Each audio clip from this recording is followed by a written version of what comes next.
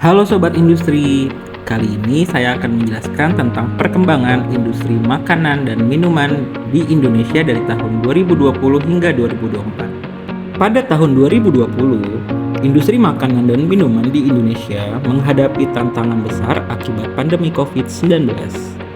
Penurunan aktivitas ekonomi dan perubahan pola konsumsi masyarakat berdampak pada sektor ini.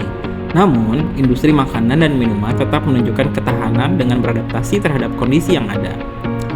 Produksi dan distribusi makanan tetap berjalan untuk memenuhi kebutuhan pangan masyarakat selama masa pandemi. Pada tahun 2021, sektor makanan dan minuman mulai pulih dengan cepat. Kontribusi industri makanan dan minuman terhadap PDB nasional mencapai 1,12 kuadriliun rupiah. Meningkat sebesar 2,54% dibandingkan dengan tahun sebelumnya. Ini menunjukkan bahwa sektor ini tetap menjadi salah satu pilar utama dalam perekonomian Indonesia. Produk-produk baru dan inovatif mulai diperkenalkan untuk memenuhi permintaan konsumen yang semakin sadar akan kesehatan.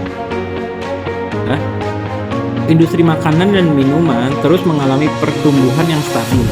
Pada kuartal 3 tahun 2022, industri ini tumbuh sebesar 3,57% dan kontribusi industri makanan dan minuman terhadap PDB nasional juga meningkat, mencerminkan peran pentingnya dalam ekonomi Indonesia.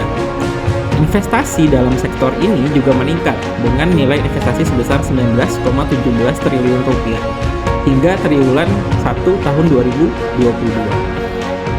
Pada tahun 2023, sektor ini menunjukkan kinerja yang lebih baik lagi.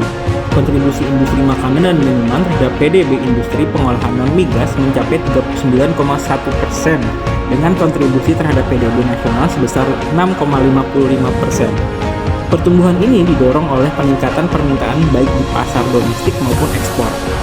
Investasi asing juga terus masuk, seperti pembangunan pabrik pengolahan jagung basal oleh Cargill di Pasuruan yang meningkatkan daya saing dan kapasitas produksi.